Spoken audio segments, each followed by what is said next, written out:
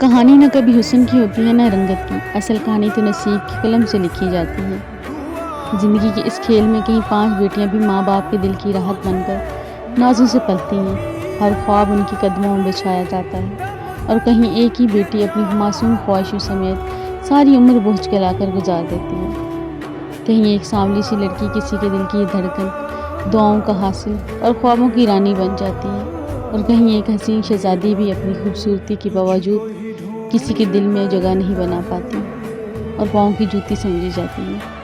حقیقت یہی ہے کہ یہ دنیا حسن دولت مرتبے سے زیادہ نصیب کے رنگ سے سجتی ہے۔